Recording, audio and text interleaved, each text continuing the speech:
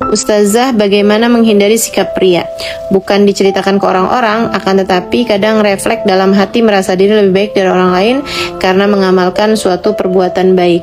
Nih ya, ini kalau nggak diceritakan atau tidak memperlihatkan kepada orang lain namanya bukan ria, akan tetapi ujub ya. Jadi ini ada beberapa penyakit-penyakit hati. Ria itu artinya adalah senang ketika orang lain melihat, itu namanya ria. Nah, kalau senang orang lain mendengar cerita tentang kita dengan kelebihan kebaikan kita, itu namanya sum'ah. Nah, kemudian ada lagi merasa diri lebih baik dari orang lain, atau merasa diri merasa diri lebih mulia daripada orang lain, itu namanya adalah ujub. Bangga sama diri melakukan sesuatu kebaikan, itu namanya ujub. Sementara sombong adalah merasa diri lebih baik daripada orang lain, gitu ya. Jadi bedanya antara ujub sama sombong itu, kalau ujub itu diri sendiri aja, nggak pakai ada perbandingan sama orang lain, itu udah ujub gitu kan, merasa diri mulia, merasa diri melakukan kebaikan. Wah, saya kayaknya udah ahli surga nih, kayaknya saya memang ya luar biasa sekali saya ini ya, saya sangat solehah sekali, saya sangat ahli ibadah sekali gitu, itu namanya ujub. Sementara kalau sombong itu ada perbandingannya, saya lebih mulia dari dia, saya lebih baik daripada dia gitu ya, itu namanya adalah kesombongan gitu. Jadi semuanya ini adalah merupakan penyakit-penyakit hati yang bisa menggugurkan amal perbuatan gitu. Kata Nabi Muhammad SAW mengenai ria itu adalah keinginan untuk pamer. Ria itu adalah rasa suka ketika diri pamer gitu ya, rasa suka ketika diri pamer atau ketika amal ibadah kita dilihat oleh orang lain, itu namanya ria. Nabi Muhammad SAW mengatakan tentang ria ini, ria yadubu fi qalbi ummati kadabi bin naml. Kata Nabi Muhammad, ria itu mengetuk-ngetuk hatinya umatku, atau bersuara, berdesis gitu ya di hati umatku itu seperti suara desisannya semut. Artinya sangat lembut banget gitu, kayak hampir nggak kedengeran, tapi padahal sebenarnya niatnya mau ria gitu. Niatnya itu sebenarnya mau pamer gitu, seneng kalau orang lain tahu ibadah kita gitu, senang kalau orang lain dengar ibadah kita, senang kalau orang lain mendapati kita sedang mengerjakan ibadah-ibadah gitu ya. Itu yang itu termasuk ria. Bahkan termasuk ria juga kalau misalnya kita cerita kayak begini nih, wah saya hari ini cuman bisa dapat 1 juz Quran nih, padahal biasanya 3 juz Al-Quran. Nah, itu juga merupakan bagian dari ria juga itu ya. Jadi kayak menceritakan bahwa sekarang ini tidak melakukan ibadah yang lebih baik daripada yang sebelumnya gitu.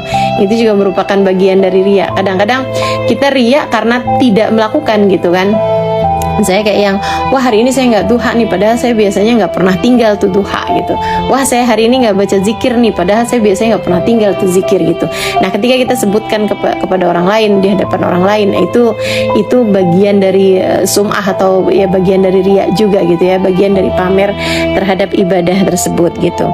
Nah, ini bisa mengurangi amal ibadah tersebut gitu kan, atau bahkan bisa menghabiskan amal ibadah tersebut gitu. Sebab memang Allah Subhanahu wa taala aghna syuraka, katanya Allah dalam salah satu hadis qudsinya, ana aghna syuraka, aku nggak butuh sama saingan, aku nggak perlu sama saingan. Jadi kalau ada orang melakukan sesuatu karena orang lain gitu, Allah itu angkat tangan dari dia gitu.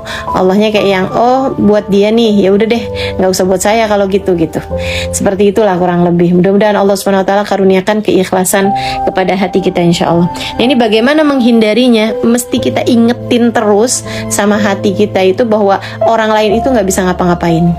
Gitu katanya Sayyidil Habib Umar bin Hafid, guru kami, selagi di hati kamu itu masih gede peran orang lain untuk kamu mendapatkan satu kemanfaatan atau untuk menghindarkan kamu dari satu keburukan begitu ya, maka selagi itu pula kamu nggak akan bisa menghindarkan riya dalam diri kamu gitu.